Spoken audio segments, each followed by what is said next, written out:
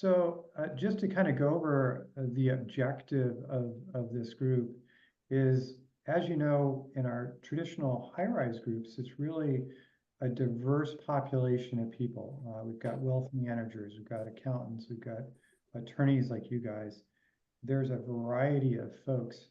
But creating the National Lawyers Network, my goal is to create a group of 15 or 20 lawyers from across the country that, yes, you guys can do business together, but really to focus on topics that are important to you as lawyers. And that could be things anywhere from managing staff, hiring new employees. It could be marketing. It could be something more personal. I'm thinking about going out and starting my own firm, right? Or I'm thinking about moving firms, or Sarah's situation a year ago, her firm closed down. That would have been interesting to talk about choices going forward.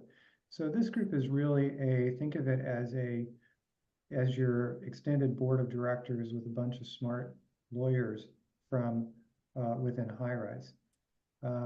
So that's the objective of the group, and obviously having like-minded people together, the magic happens with information sharing. And I've seen this work out in our CEO groups that we started. We have Peak Boardroom and we have Apex Boardroom. And it's just amazing the connections and the way people rely on each other and the accountability and the friendships that were built over sharing information and being a part of the group. So I wanted to bring that to Highrise. And the other aspect of it is that I want to, as well, as not limit it to service providers. I think this group could also be a resource for general counsel folks that want to come. They have similar issues, they have similar things going on. So I also wanted to open this up to a broader perspective. And Sarah, you said to us, said to me months ago, you said, why don't we have CEOs in our groups? You know, why don't we have people that are actually part of companies in the group rather than just people that are selling? So my job here with the focus groups being technology, operations, C-suite folks, our CFO, those are all aimed at bringing in a more diverse crowd of not only people that service those clients, but the clients themselves. So that's the objective of this group. Any comments or questions around that? This is not a monologue. No. Cool. Cool. Hi, Kian. Long time no see. So the way that we're going to run this meeting, since it's more of a formation meeting, we'll probably do the same thing next month. We'll probably not really start the group. If we decide to do it next month, we get a good group of folks that want to come, great. If we think that the summertime is going to be, as we say in Spanish here, más o menos, not so good, then we'll push it to September and give a good big charge to get it started then. So what we're going to do today is we're going to do a couple topics. And then we have world famous New York attorney Sarah Hewitt, who's going to talk to us a little bit about the Corporate Transparency Act. Now, when we get to our regular meetings, once we get going, we are going to have mastermind topics as well. And those are going to be things that are going to be brought forward by the group. And what I should say for right away is that I'm not an attorney. I don't practice law. I don't know much about law. So these topics, either mastermind topics, knowledge transfers, or roundtable discussions, are going to come from the group itself. You guys know what's important in your business. You know what you'd like to talk about. But this month, I did something very interesting. I went onto AI and I said, what would be a valuable mastermind topic for this group? And it provided me 8 options. And I kind of like this one. So the way I'd like to format this is we want to answer, why don't everybody do a self-introduction? You know, not the, you know, when I was born self-introduction that we had a few days ago. But something that says, hey, I'm Harry Barth. I do trust and estates attorney here in Orange County. And here's what my clients look like. And then we'll answer the question that I'm going to pose here, and everybody will get an opportunity. So the question is, what are your best practices in collaborating across different legal specialties for client work? And I'll post that in the chat. And that's another thing I want to state too, as I did yesterday. Ollie was in one of our groups yesterday. Feel free to put your contact info in the chat so people can connect. I have no issue with that, so that would be fantastic. Well, since I started your introduction, Harry, you want to get us kicked off here? Sure. So, hi, everybody. I'm Harry Barth. I am the managing partner and founding lawyer of Barth Calderon. We are, oh my God, now we're 40 years old. And what we do is asset protection, uh, estate planning, business transactions, mergers and acquisitions, real estate securities. I have 30 attorneys that work for me. We're licensed in California, New York, Washington, D.C., um, Arizona, Nevada, a few other places along the way. And we probably have, best guess now, about 5,000 clients, mostly business clients that we've been working with over the years. I would say that 85 to 90% of our higher net worth business owners that we have. And I joined this group, or hopefully the group that you found, is that I find that in managing a law firm has very unique characteristics. There are two different components. One component is the practice of law, and the other component is managing the business. And managing the business of law is really a challenging business, as many of you may know. For a multitude of different reasons, it's completely different than the actual practice of law. And I still see about 20 some odd clients a week, and I also run the firm. So I have a lot to gain and a lot to share with everybody. So that's why I'm here. Awesome, thanks, Harry. So the question, what are your best practices in collaborating across different legal specialties?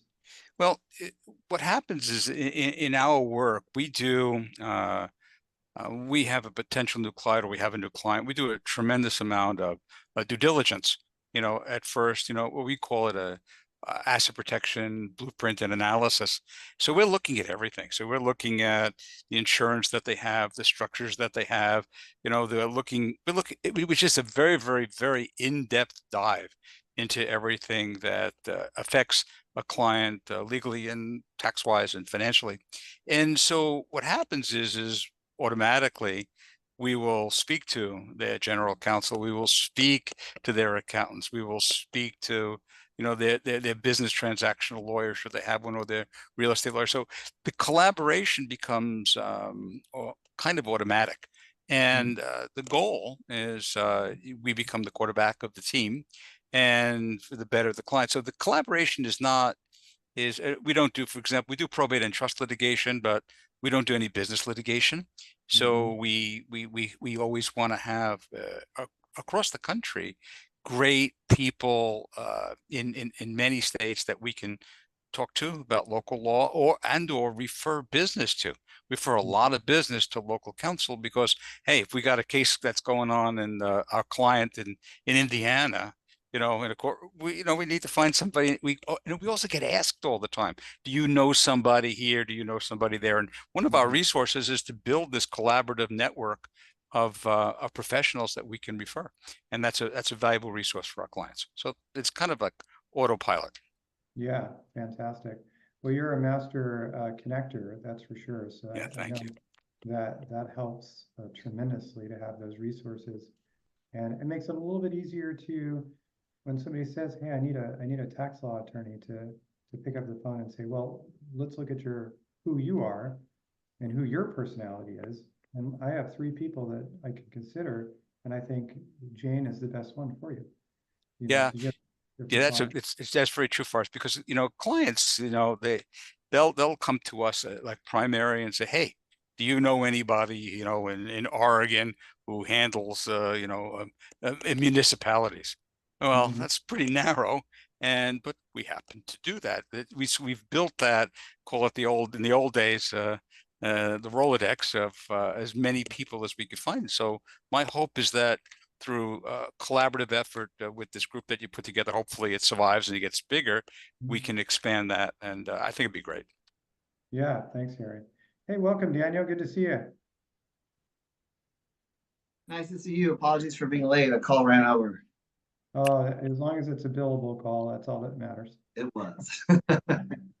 So just to recap for Daniel, we're going around and doing self-introductions, just brief, and I'm put a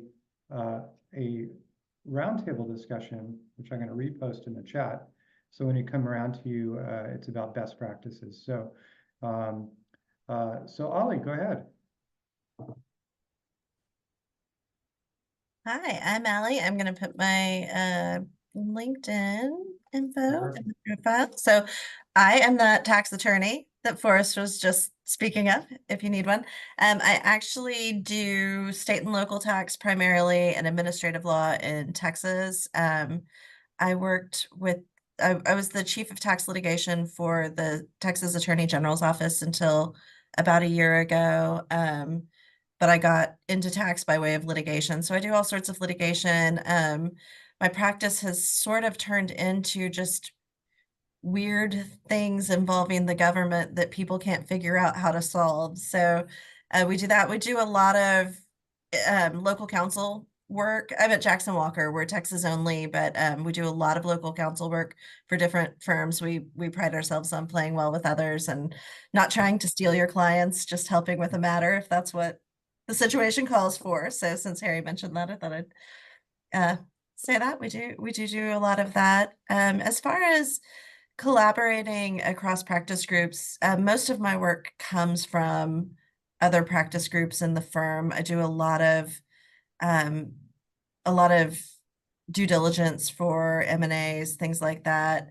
And I don't know. I mean, I think when you're in a big firm, it's pretty easy to find other people who do something that can service your clients. And we do a lot of needs assessment evaluations of clients with the entire firm in mind, and just learning a lot about different people's practice groups so that or practice areas, so that when somebody mentions something, you can kind of latch onto it and ask a bunch of questions, even if it has absolutely nothing to do with what you actually know, because that all seems to come back around to you. So Right. And then, you know, I remember when I was merged into Cushman and Wakefield, which is a massive commercial real estate firm, I realized pretty early on that the way that I was going to grow my business, one of my marketing strategies was to be that resource for the people out in New York and Chicago. So it's almost like an internal marketing.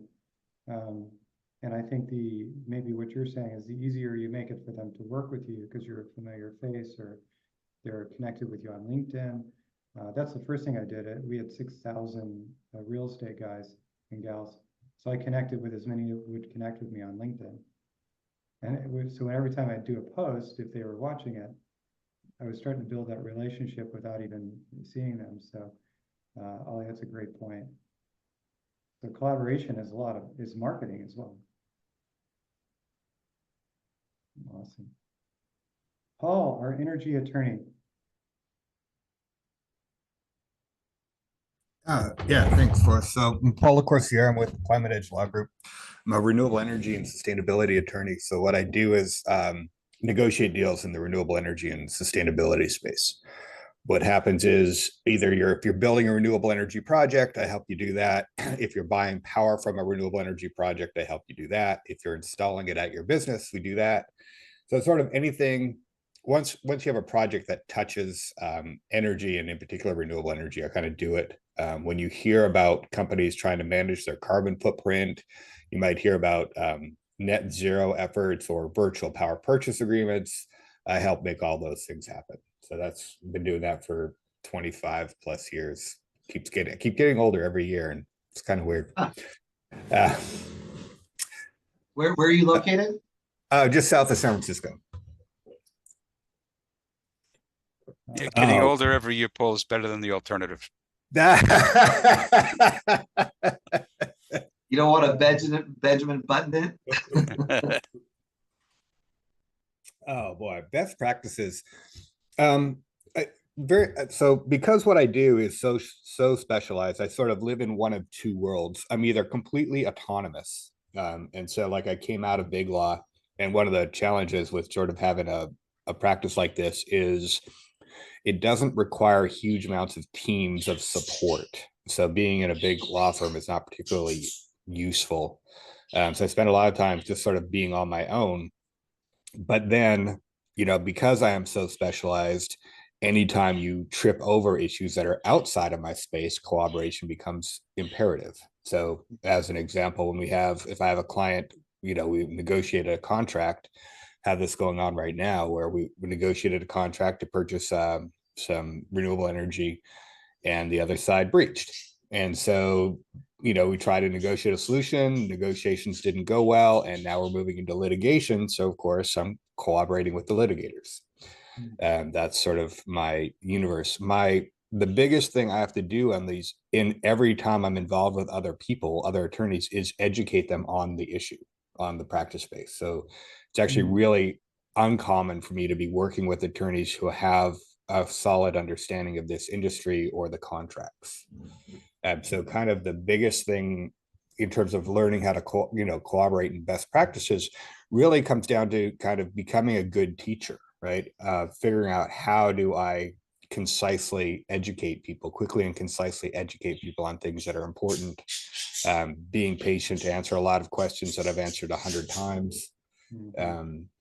Patience with the client, patience with the attorneys on the other side, and just sort of that willingness to check any efforts of ego or judgment on anybody, including myself, right? Because invariably, if we're litigating a contract, it's because I missed something in the contract, right? Something wasn't quite perfectly drafted. So it's like you have to kind of forgive myself for those less than precise drafting efforts. But that's sort of the biggest thing, is just that measure of patience, of listening to people, understanding the other attorneys, what their needs are, what they need to understand, and help them to understand what it is that I do, and how our efforts sort of integrate. I might have some referrals for you once in a while, Paul. I have clients here and there in the energy space, Oh, excellent. Yeah, that's actually my whole universe at this stage. Like my practice, I just don't take clients that haven't been referred to me. And it's like, I just can't, it's just not worth the time and hassle. I know enough people in the space. I'm pretty busy. But yeah, anytime I get emails from people, it's like, hey, can you do this? I'm like, who referred you? That's smart. Yeah, quality. But that is a great point about listening. I know when I learned this early on in being a father, that sometimes your child comes home from school and doesn't necessarily want you to solve the problem. They just want you to listen. And it took me a while to understand that you just don't fix it. They just want you to listen. And that's very, very hard to do sometimes. When you know the answer, it's very simple. You've answered it 20 times. So yeah, great thanks, Paul, for that. Sarah. Hi. So my name is Sarah Hewitt. I'm a partner at Fox Rothschild in the New York office. Fox is a firm of about 1,000 attorneys. We have 31 offices in 19 states. And a lot of our attorneys are admitted in additional jurisdictions as well. We also play well in the sandbox and are often local counsel for other firms because of the reach of our office system. I happen to be a corporate and securities attorney. I spend most of my time doing M&A, asset-based lending, and securities work. I'm general counsel, outside general counsel for a lot of small private companies, as I'm sure most of you are as well. So I do get involved in needing assistance from a lot of specialties across the firm. When I moved from my firm that closed last August to Fox, I realized how important the network of support was that I had developed over 13 years at my previous firm. Oh, and by the way, Paul, I was your partner at Thielen. I thought I recognized the name. I was just, but I just wasn't 100% sure. Yeah, we I'm can catch sorry. up. I'm We glad can- you landed well at Fox Rothschild. Thank you. So I realized how important having close collaboration with my partners across a variety of different specialties is, because I had to rebuild that entire network at Fox. So I've been there, I guess, about 9 months now, and have managed to connect with almost all of the different services that I need, slow but steadily. So I also have to market myself within the firm for whatever my skill sets are that might be lacking somewhere else. So that's been challenging but rewarding. Paul, Thielen was the largest firm I'd ever worked for before I came to Fox. So we're about twice what I think we were at Thielen. But I think that attorneys generally work well with each other and enjoy collaborating. So it's not hard to do if you find the right people. Awesome to be on your team. Yeah.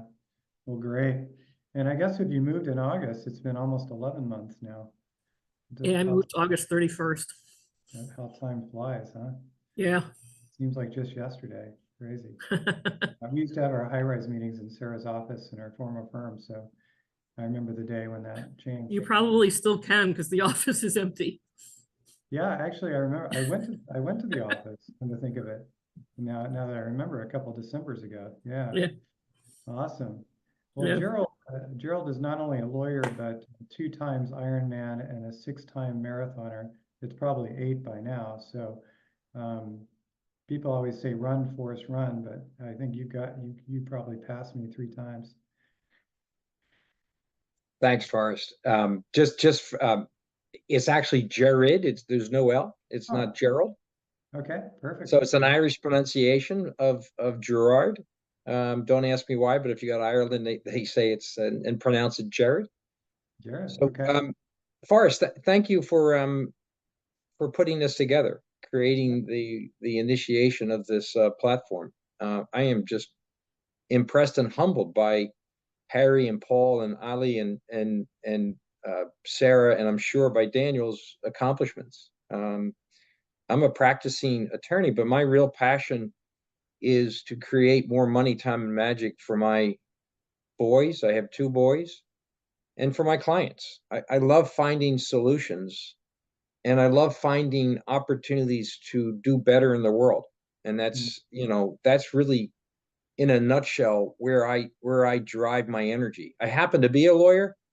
I happen to make money by being a lawyer, but I love putting people together and connecting people and collaborating and listening to Harry talk about 30 years of with 30 lawyers. I mean, it's just off the charts. And Sarah is Fox Rothschild. It's a Philly firm, and I'm very friendly with Abe Rich, who is one of the chairmen of the firm, and worked over the last 30 years, many opportunities to meet and work with him. And he's a great collaborator, and Ali and Paul, each of what you do is just remarkable in the growth.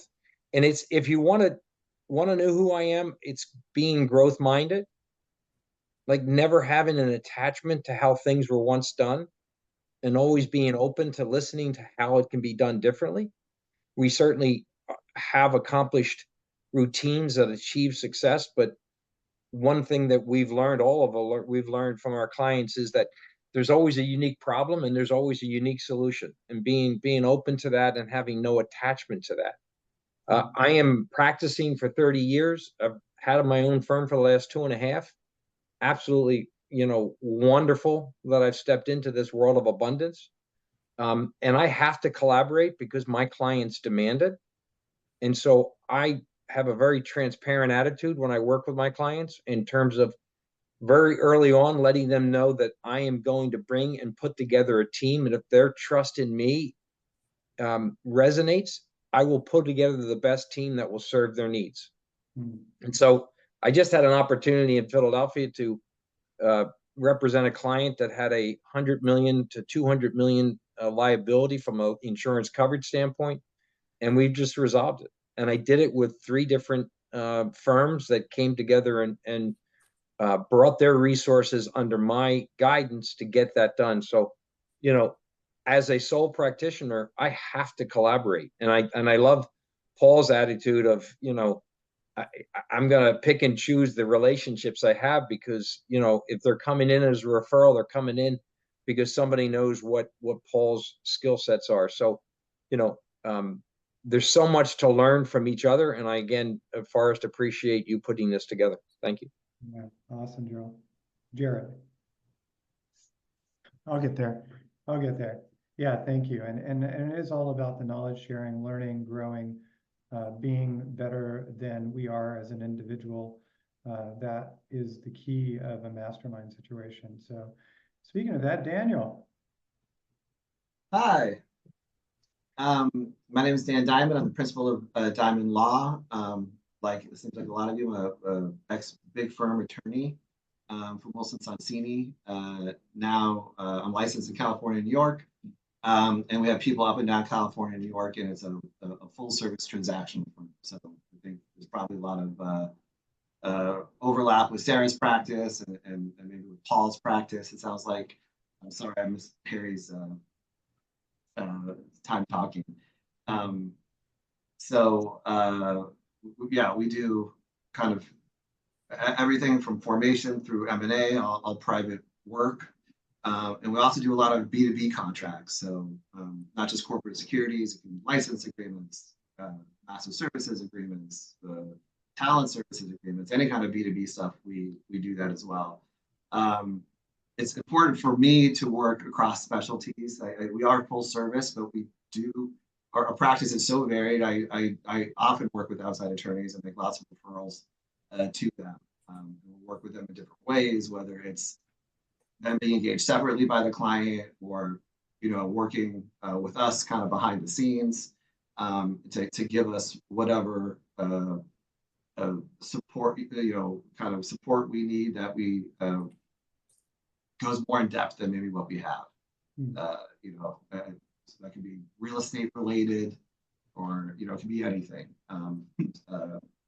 So yeah, I do pride myself on being able to collaborate with, especially other attorneys, and I think the most fun thing for me is the practice is so varied, so things don't get boring, right? We have our bread and butter things, you know, financings, M&A, you know, day-to-day corporate stuff for the clients, but it is very varied, which makes it a lot of fun and allows me to work with a whole bunch of talented people, both inside and outside. And Daniel, where are you? I forget, where are you located? You're in. I'm in San Diego. San Diego, that's right. Yeah. I know it was someplace super cool. I like it. Yeah, we all like San Diego. We just can't afford it anymore. So. It's tough, you know. I moved out east San Diego. Most people are like, where is that? I'm 25 minutes from the coast, 20 minutes from the coast. But people in San Diego are like, oh my God, like where do you live? There you go. Well, it's funny, what people don't understand about like San Francisco, Pebble Beach, and some of the beach communities is that it can be depressing because it's foggy all the time. And that's what everybody in La Jolla and Del Mar, every time I talk to them, like, oh my God, it's 68 and cloudy, and my life is just is ruined. And I can only see 180-degree view of the ocean. I mean, it's terrible. Yeah. It's horrible, you know. And there's seals. Oh my gosh, what are we going to do with the seals, right? Well, we do have a lot of great whites now, and we just had a great white attack 2 weeks ago. So when I went to UCLA, was on the CERT team, and you know, we didn't know about great whites down here growing up, and now we're very cognizant of it with all the drones, and I'm scared. Yeah. Well, did they go after a person, or was it seals? No, they go after seals. They go after dolphins, rays, things like that. But this was a person. Oh. Yeah. Terrible. It seems like they would pick better because there's like 1 million seals and sea lions. There are, now we have orcas too, which we've never had before. Wow. So, yeah. Wow. Well, awesome. Thanks for coming, Daniel. All right. Well, good. So that's the first topic. And like I did in the CFO group yesterday, I'm wide open to a new topic, but I did have a topic here that I'll put in there, and we can go with this topic, or if somebody else has a different way we want to go, we can also do that.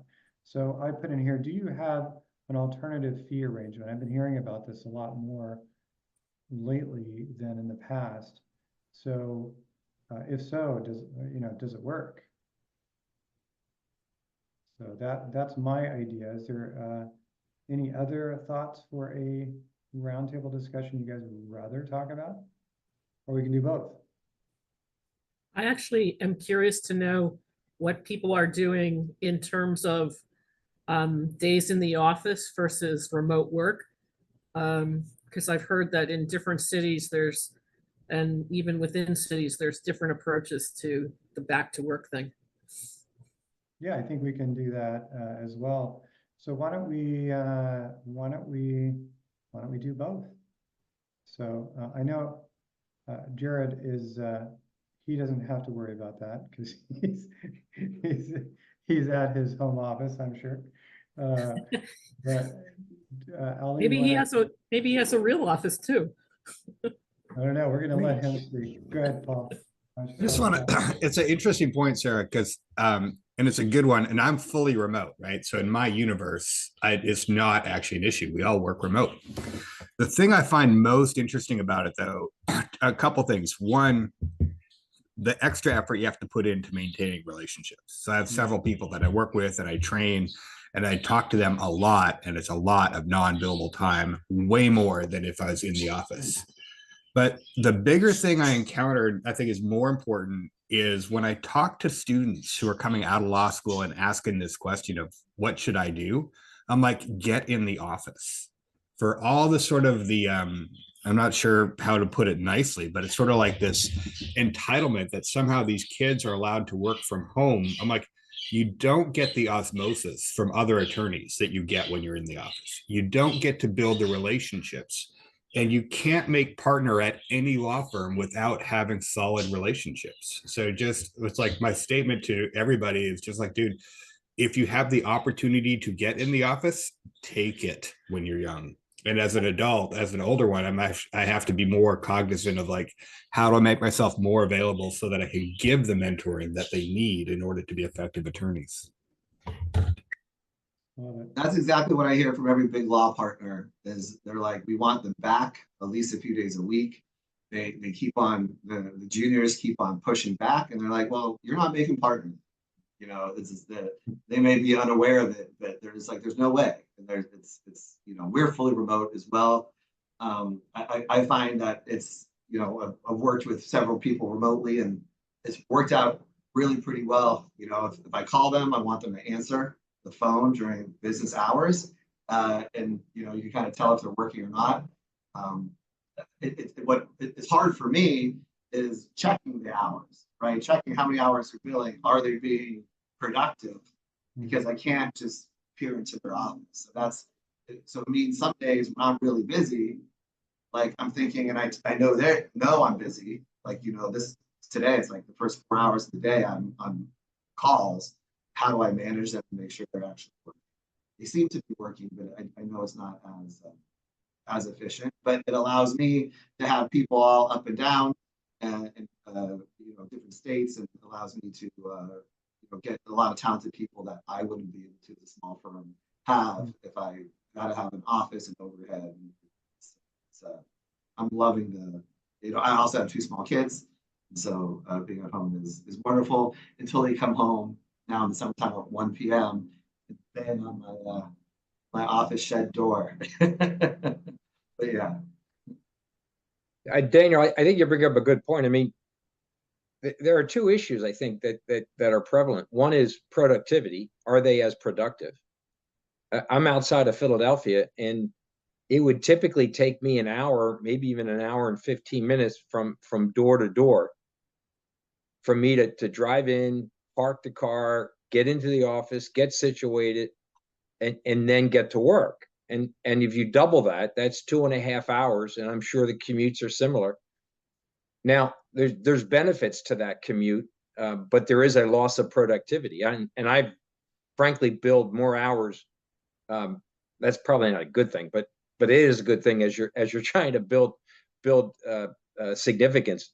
And I've been more productive. But with that additional time, you have to be very intentional about those relationships, because everything from personal relationships and business productivity is ultimately hinged on a shared experience.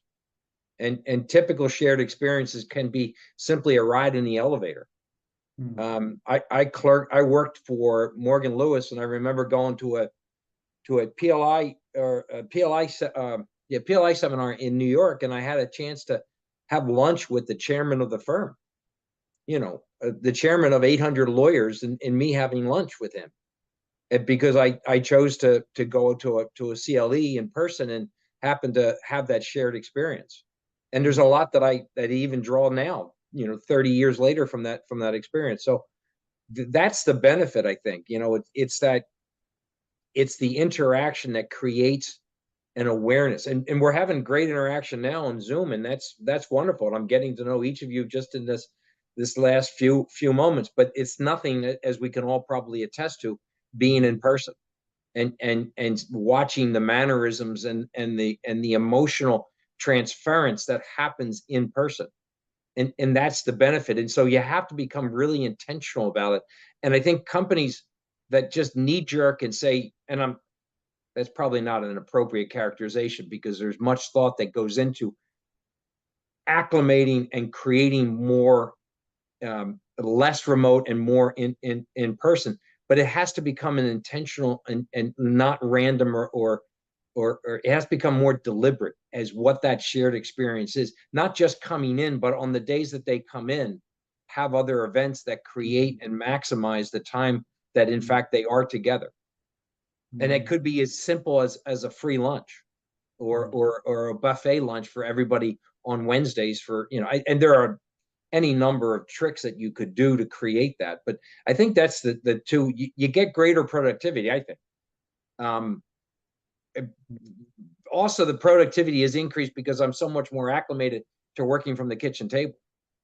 I mean, I am, at 10 o'clock at night, my children are older, but I used to all the time when they were younger, would read to them, fall asleep, wake up at 11, and then go back to work from 11 to 2 in the morning, because I wanted to be able the next night be home for them when they were back from school. So, the productivity and the usefulness of working from home and remote is a real positive add. But I think as we've all can agree, having that shared experience in person is extremely important to creating the collaboration that we're all talking about. It's much easier to collaborate with people that we trust and that we have the ability to transfer that energy, whether it be, in an elevator, in a conference room, at a lunch, a social event, or, in a hearing. So. Yeah, awesome. Thank you. Harry. Let me jump in on this. Let's just go back 35 years or so. And I have the unique position that I have been primarily the sole owner of this law firm the entire time. So I make all the rules. And so let's talk about the results. So up until the beginning of the pandemic, we were quite the traditional structure. Everyone came to the office. We had, 20,000 square feet of space. I paid an awful lot of money in rent, still do. And I grew up in an environment with the water cooler and, in the elevator and someone's birthday, bringing a birthday cake and all that other stuff. And so when in March of 2020, when one day we just, boom, we went remote, it was a little unsettling, to say the least, as far as culture was concerned. So now let's take a look and fast forward to almost 4 years later, and let me give you the experience. So we have people some senior paralegals and some attorneys that are fully remote, totally fully remote. That's allowed me to reach talent in places that I could have never reached before. Like you said, Gerald, you could get to people, and I think Daniel said you get up and down the coast, right? You pick up people along the way that we could never, ever, ever do before. That is a tremendous asset. And then we have those people that are office based, all right? They don't want to work from home. They want to get the hell out of the house and they want to come to the office, and they are in the office full time. And they were very, very unhappy when they were forced to be remote. And then we have those, most of the lawyers, kind of, the ones that aren't fully remote, hybrid. Some days they'll work from home, some days they'll work, in the office. Myself, I have a separate office away from my big office, that kind of my own little man cave that has my own stuff in it. But when I have in-person meetings with clients, it's in the office. When I have the Zoom meetings, it's in my personalized office. Today I happen to be home. So, but here's the outcome. So I agree 100%. So much more productive. All right. And for my clients, remember, the client, they didn't want to schlep to the lawyer's office, drive an hour and a half on the freeway, sometimes fly in. The clients were thrilled not to have to come in, to go on Zoom. But we've all gotten better on Zoom. We have all gotten what was a foreign environment for us is now not so foreign. We can build connections. We can build relationships. I think that's the way it's going to be. And I think this push to bring everybody back to the office that we hear here and there, I don't think, if you look at the study that happened at Google, they want to bring everybody back. Really highly talented, really well paid people at Google, and half of them quit, and we're not coming back. We're just not doing it. We don't need to do it, and we're not going to do it. We're going to work someplace else where we can be remote. So what did we do? So one of the things we did, I said, we have now a company-wide, all hands on deck, from the receptionist up to me. Twice a month, we have an office Zoom meeting. We play a bingo game on that. It's a 40-minute meeting. We have a guest speaker from internally. I don't care if it's the receptionist talking about the issues that she's facing, or one of our paralegals, or talking about a topic. So everybody gets some airtime along the way. Everybody shares a little bit. They talk about their vacation, this, that, and we do it all on Zoom. And believe it or not, you begin to even build a little bit of culture that way. Sure, it's different. It's a different paradigm, but I think it's a more productive paradigm for us. And I think at first, remember, clients were uncomfortable with Zoom, but now they're comfortable with Zoom. So they kind of like to do that. And they still have the people, I know I want to meet you in the office. Okay, fine.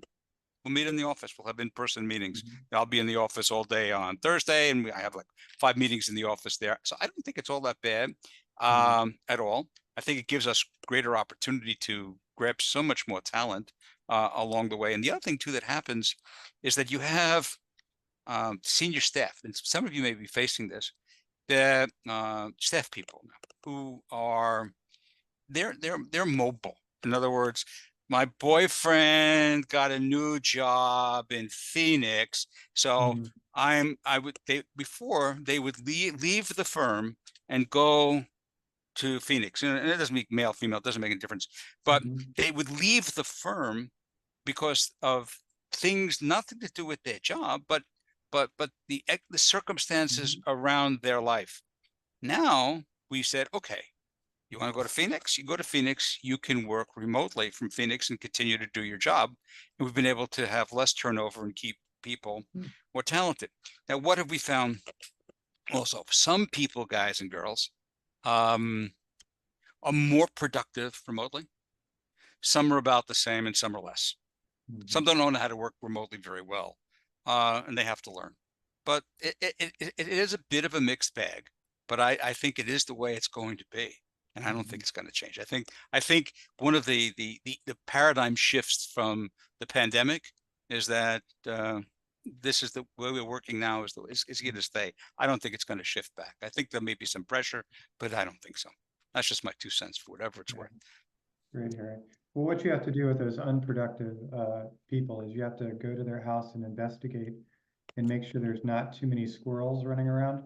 Yeah. See, the other thing too is I'm not measuring hours anymore. Most of our work is flat fee work. We do, litigation is all hourly work, but I'm more measuring productivity rather than trying to measure time. Time, I could have some people, they work for 40 hours and they get 10 hours worth of work accomplished. And some people work 10 hours and get 40 hours worth of work accomplished. And so I think that the measurement is based on what's the productivity. Are you getting everything done that you need to get done in a reasonably timely fashion? Right. Well, what type of, are there transactional things that you guys are doing flat fee, it sounds like? Yeah, well, all of our asset protection, our estate planning, our business transactions, our M&A work, all of that work, securities work, tax work, pretty much is a flat fee work. We've kind of over the years done it, so we get paid up front. So and for me, I can get $30,000, $35,000, for example, to do a foreign trust, and if I measured it by hours, my God, we'd make $2,000. But it doesn't take into consideration the time, effort, the skill, the connections, the relationships. People tell me, well, it only takes you 4 hours to do that. I said, no, it's taken me a lifetime to do this. It's a lifetime to do this. It's value, not time. And that's, by the way, a very good answer when the client, they always tell us lawyers, right? Oh, it's only going to take you a few hours, Daniel, to do this. I say, no. It's taken me a lifetime to be able to do this for you, and a lot of education and a lot of experience. And but in the litigation, the probate and trust litigation, which we do, we run that pretty much on an hourly. I would be terrified to do M&A on a oh my God, never. Go out of business pretty quickly. But I get that's amazing that you do that. What I'm worried about personally, I have a long time to retirement, not the discussion that we're having right now necessarily, but AI, it kind of flows in with flat fees and whatnot. I think at some point in time, this is just my point of view, big law is going to be hollowed out with less, they're going to use AI a lot and have a lot fewer junior associates. For me, I think, am I going to be able to build based on time, or is it going to be this, I feel like there's going to be, it's not going to be time-based billing anymore when you have AI there. That's ubiquitous kind of across all industries. And I'm a little worried about what that means for the future of, smaller practices. I don't know. I don't know what you guys think about that, but I think there might be a huge paradigm shift in how things are billed by lawyers, and a lot fewer things maybe hourly. I don't know if you guys agree or not, but that's kind of like my biggest fear. Yeah, some projects, Daniel, they got to be based on time. They just have to be. But there's a lot of projects that we do that we know what we could charge for it. The client knows what it costs to get the project done, and we know what we're getting paid. They kind of like that in the areas. And I don't want to do a trust, for example, or build a dynasty trust based on hourly work. It doesn't. So we say, hey, look, it's X amount of dollars. We'll do that project for you. Client agrees. We're done. We throw away the clock.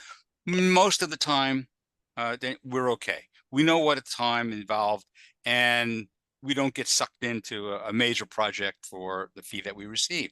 Sometimes we get those. We should have billed them 3 times more than we got paid. They're the one-offs. But most of the time, if you have enough experience in what you're doing, you can guesstimate a good flat fee. And you're okay. So we do. It's worked for us really well. Holly or Paul, anything to add? I'm sure. Yeah, I was, I was remote with the state when I left, and thought it would be hard to get back into being in the office all the time. And I went first to another firm, and it didn't work out. And honestly, I think it's because we were remote. I think that if we had been in person, I would have been able to integrate. And I'm in a unique position because I've been practicing for a long time, but I don't have my business built up yet. And so I'm, trying to do all of that. And I moved from Austin to Houston to join this other firm. And when I got there, nobody was ever in the office. I never met any of my coworkers. I never met, they were going to introduce me to people. It just never happened. After a couple of months, I literally didn't see the guy who hired me for about 2 months. And so I called him and said, I'm struggling here. I don't have anything to do. I don't know what I'm supposed to be doing. And he was like, oh, I'll start coming in. I'm sorry. Like, we'll meet up. That just never happened. And so a year later I quit, and now I'm at a firm. I mean, I found something else. I didn't just quit, but something else had come along anyway. And, this firm, everybody's here 5 days a week, which I don't love. I do like to be able to avoid traffic sometimes and really focus, especially when I'm writing a brief or something like that, and really want to just be left alone and focused. That's much easier to do at home. Yet I'm having success here. I'm getting to know everybody. Work is coming my way because they know me. One of the partners who's right down the hall from me has started making a joke about how I'm here all the time, and he says it to everyone all the time. So that's become my reputation, as I'm the woman who's here. And I probably wouldn't have any reason to even know him if we were remote. Our practices don't really cross. And so it's really helped me being in person. I mean, I do like to occasionally just hunker down and get work done. And it's certainly easier for me to do that from home. But yeah, having been fully remote at the state, I hired a couple of people during the pandemic, and I noticed from their perspective, it was hard for them to get integrated. And then when we started coming back, the first day that we had everybody back in the office, I made people come in 1 day a week, but it was every Wednesday, everyone has to be here, period. If you have to schedule something, to the extent you can schedule things on days other than Wednesday, please do that. The first time we did that, we had a meeting, and afterwards I said, it ran until about 4:15 or so. And I was like, you know what, let's just go. You all can leave early, and, everybody can go to happy hour or whatever you all want to do. And they opted to stay and hang out and just play a game in the office. So everybody wound up staying like hours late just because they missed each other. So yeah, I think it's very important. So in our offices, we have a requirement that you come in 3 days a week, but it could be any 3 days of your choice. Most people tend to come in Tuesday, Wednesday, Thursday, but not always. We've found that a lot of other firms in New York City are going to a full 5 days a week, or else fully remote. As Paul and Jared mentioned, in order to mentor associates and train them and give them feedback and help them grow, we really feel that we need to be in the office, and that they missed a lot during the pandemic when we were all fully remote everywhere in their development. And I think they think that as well. They're not enthusiastic about the idea that we could follow the New York model of being a 5 day a week in the office firm. The other thing we're doing, though, across the firm is introducing hoteling. And so for some people who do not want to and have been told that they do not have to come into the office 3 days a week, their offices are being taken away. And in every office, we have a percentage of hotel offices that you can reserve in advance to come in should you need to work in those. And I have to say, my generation of lawyers is freaked out by the idea that their office might be taken away and that they would have to hotel, even if they're not coming into it that many days a week. So I'm not sure. Actually, some of the younger associates I work with were a little upset that they might also lose their offices. In terms of Forrest's original question, and I'm so sorry I derailed you totally here. But in terms of fixed fee arrangements or alternative fee arrangements, like Daniel on our transactional work, we don't tend to certainly offer fixed fee arrangements. Sometimes we offer fee caps. We could get a premium for success on a transaction. We could get give a broken deal discount. So there is some flexibility. And I think some of those things are common across the industry. There are certain non-transactional matters where we offer flat fees. For example, to do an employee handbook for a company, we can do that on a flat fee basis. For pro bono clients, we typically offer a 10% discount.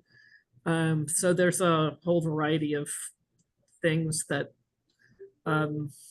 we use to manage clients' expectations and try and meet their needs. Thanks, Sarah. I wanted to comment, I'm going to derail it back a little bit on the work from home. We had our real estate focus group a few days ago. We had around 22 people all in the real estate business, a variety of real estate. And they brought up this topic, only not necessarily from a standpoint of why are people going to go back. They're talking about the economic issues with having offices being 50% occupied, and how are we going to deal with that in the future? The overriding response from the group was, this is a short-term problem. This is not a long-term problem. People will be back in the offices at some point in the future more regularly than they are now. I thought that was relatively interesting. Now, of course, they're all in the business and their livelihood relies on them getting people back in the office. But another thing I want to talk about is that we had a couple of people in Highrise during this remote work thing who, I don't even know how to say this, they actually committed suicide because they're professionals, they're members of Highrise, because they were so isolated by having to work from home, it just didn't work for them. So shocking. So when we flip that on the other side, that when you look at longevity, happiness, a lot of these key elements to just living life, we're social creatures. We want to be with other people. So I think the mistake that happens a lot of times with remote work is we forget to go out and have a beer or go play golf or have your social network, make sure your socializing is still happening. Because what we did in the offices, when I used to walk down the street in downtown LA, is we would see people we knew and we would stop and we'd have a chat, or we'd grab a coffee, or we would, that stuff has gone away with the remote work concept. So we have to really focus back. And my wife is going through a training for a 360-degree health coach, and she lets me listen to the training sometimes. And one of the things that they said in the training is they would recommend 6 hours a day of social, that could just be speaking to your spouse, of some sort of social interaction. That's 6 hours a day to have optimum happiness. And actually, there's studies that say it extends your life as well. So we have to be careful not to be so comfortable in our box that we forget that our health and our happiness comes from being with other people. And I think that's one of the reasons Highrise is so good. And Sarah's gone in her New York group and said, you can't come in on Zoom. We want you here physically. And those relationships have become much stronger because that's one of those social outlets that we need a lot more of, and we're neglecting in these days and times. So that's my soapbox. I'll let you guys get back to alternative fee, and we've got about 4 minutes, and I want to get Sarah onto her topic. So maybe it's a good time to transition unless anybody else has anything to say for a couple minutes. Awesome. Didn't mean to bring us down there, but it's a reality. We've got to take care of the social aspect of our life. So Sarah, the table is yours. Well, so I'm sure that most all of the my fellow lawyers on the call have heard about the Corporate Transparency Act. So maybe we can actually turn it into a bit of a discussion about what we're all doing. But I'll just kick it off by reminding everybody that the Corporate Transparency Act was enacted this past January with the goal to combat money laundering, financial crimes, and other illicit activities in the United States. And the approach to stopping suspicious business behavior is to require companies to report information about their beneficial ownership to the Financial Crimes Enforcement Network, or FinCEN, which is a bureau of the U.S. Treasury Department. This is generally thought to be one of the most sweeping laws governing businesses in the U.S. In years. And it's imposing requirements on what's estimated to be 32 million or so companies. Who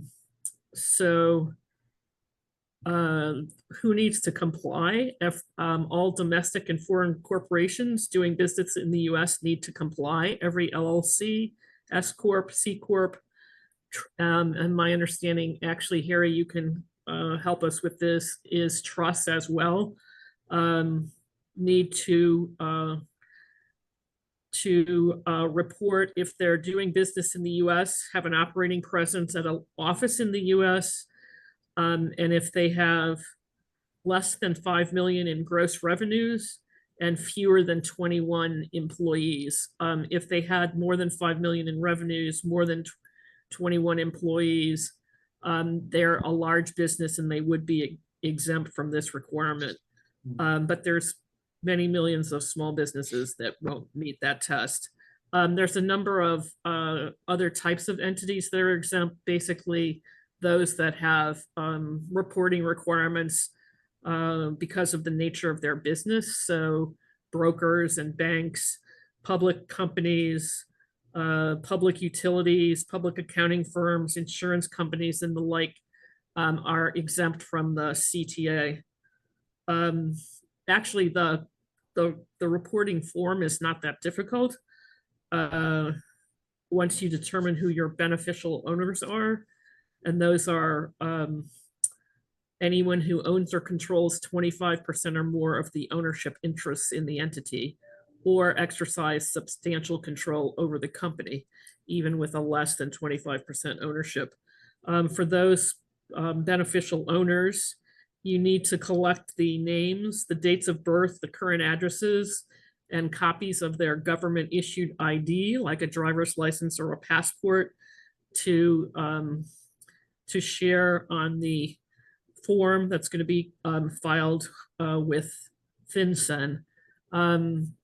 The rules require that any new entity that's been created since January 1st of this year needs to file within 90 days of their formation. And then any entity that was created before January 1st of 2024 has until December 31 of this year to file. The information is not going to be public, and it will only be provided to federal agencies engaged in national security, intelligence, or law enforcement, state, local, and tribal law agencies, financial institutions that are subject to due diligence requirements, federal functional regulators, and the U.S. Department of Treasury. And they are required to maintain the security and confidentiality of the information. There are fairly severe penalties for non-compliance, so non-compliance is not really an option. There's both civil and criminal penalties. Fines for non-filing can reach $500 a day, and penalties can theoretically include imprisonment for up to 2 or more years. Like a lot of other opportunities that arise in the United States, the CTA has attracted scammers, and there has been quite a bit of of correspondence coming from these spammers to businesses asking on a official looking letter entitled important compliance notice or something similar to get the confidential information, the names, the addresses, the birth dates, the passport and other information from clients. The letters appear to come from authoritative sounding but non-existent agencies. The most popular agency is the United States Regulations Department, which actually made me laugh. Corporate Transparency Act Division, Process and Filing Center. So you may have been getting questions from clients about this correspondence, and if these folks who are offering to help have a legitimate service to offer. New York, and for some of you in California, as well as Massachusetts, New York has actually enacted its own mini CTA, and it's the New York LLC Transparency Act, and it applies only to limited liability companies that were either formed in New York or are qualified to do business in New York. Otherwise, it is identical to the CTA in the type of information it requires and the companies that are exempt from its requirement. Unlike the CTA, compliance isn't required in New York until January 1, 2026, not January 1, 2025. And for some entities, 2027. As you probably heard, there's a lot of litigation that's been challenging the CTA, including some early legislation in Alabama by the National Small Business Administration, which actually won the case declaring the CTA unconstitutional, but the decision affects only that entity and does not affect any other potential filer. The FinCEN has issued advice and guidance that everyone should still continue to comply while all the variety of litigation winds through the system. We had originally suggested to our clients that they wait until the fall to file to see what happened with all the legislation, but now that it seems that things are going to continue ahead, we're working with them to start filing, because we think for those who wait till later in the year, there could be snags in the system with a mass of companies filing right before the December 31 deadline. Curious to know what you all are doing in your firm to help clients with this new law. I guess I'm going to jump in on this one. Okay, so probably we've done, Sarah, 30 webinars on CTA, and because it directly impacts our constituency. That's what we have. It was a great summary of CTA. Thank you, Sarah. A couple of changes, though, since you've got your information. The penalty is now up to $591 a day because the sons of bitches adjusted it for inflation. Oh, Lovely. I didn't know that. Yeah, it's $591 a day, as if $500 a day was not enough to begin with. So what we've done is we have a two-step analysis. First of all, on all new entities that we've filed since January 1st of 2024. When we put together an entity, guys, it includes CTA. We'll do the BOI analysis, and we charge them an extra $250, and we file it for them. So we have a filing service. We created a separate entity that is just CTA filings.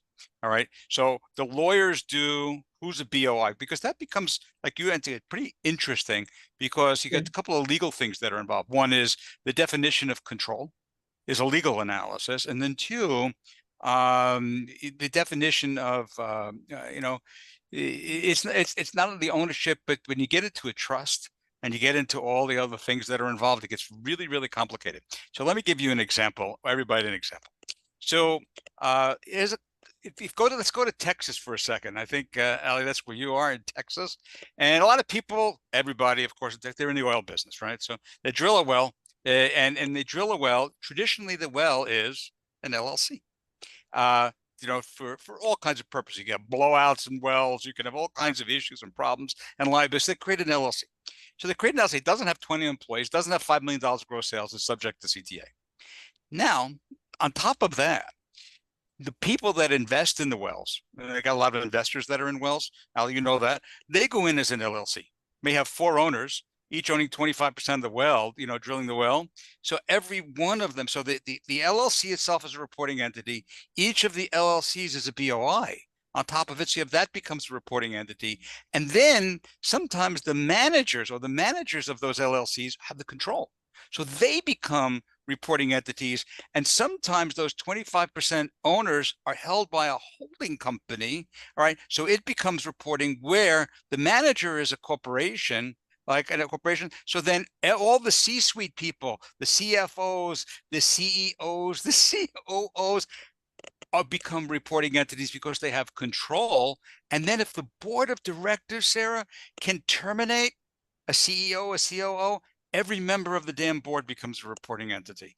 Look at that. We found on one that was close to 55 reporting BOIs on a stinking oil well. And it is really, really, really nasty. What's happened, though, in the trust arena, the question was a corporate trustee.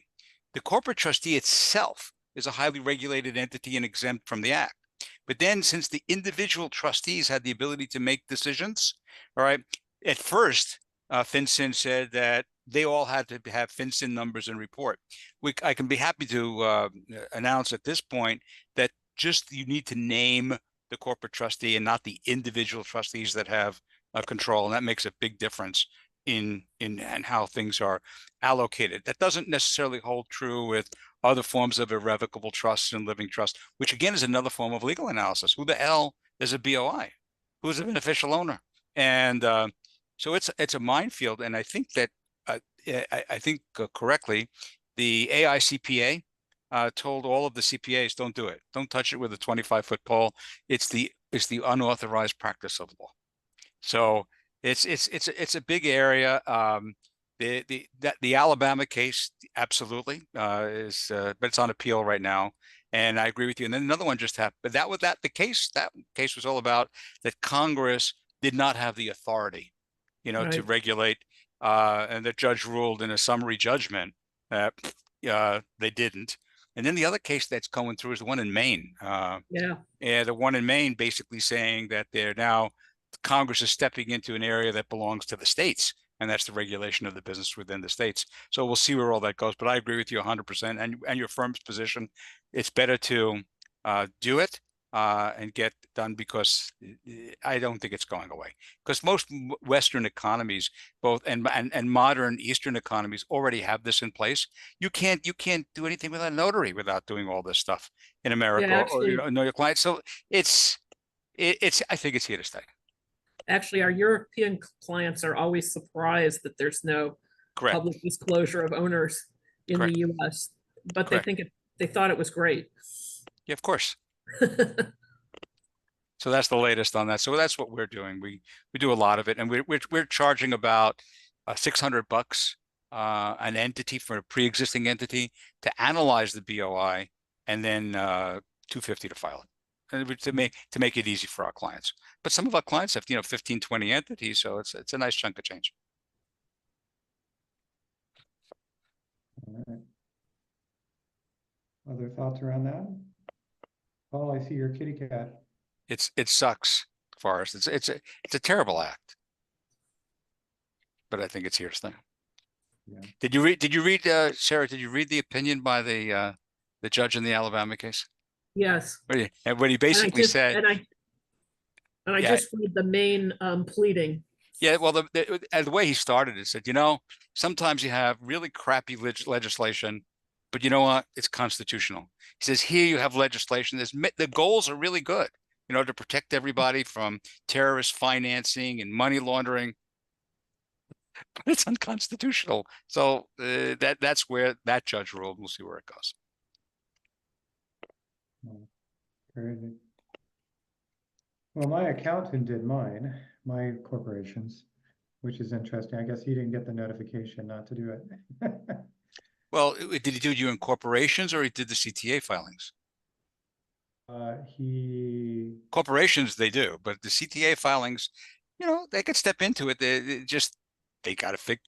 Maybe yours may be easy to figure out ownership and control. Yeah. Some are very complicated. What we're seeing is that the accounting firms are telling their clients that this exists, but they are not touching it, as you said, Harry. They're telling them to I go wouldn't. to It's their nuts. lawyers, and even some law firms don't want to be the filing person. Sure, you got criminal penalties that are involved, so it's better if they deal with somebody. It should be under attorney-client privilege. You know, you look at these things. Some of these are very complicated. Now, Yeah, you know, I'm Al, actually- you see all the structures that people create, and every one of them in the whole pyramid of structures, and the whole purpose is to drill down and find the human beings, you know, that are associated with it. I'm actually doing a lot of analysis for venture capital backed companies where they have 100 investors, and it creates the same problem. Yeah. You're going up and up and up and up with Yeah. reporting persons. Venture capital advisors are exempt entities, but the companies are not. And then if they have a lot of people, though, no one has 25%. So it's the control issue that really comes to play on those. Right. Wow. Amazing.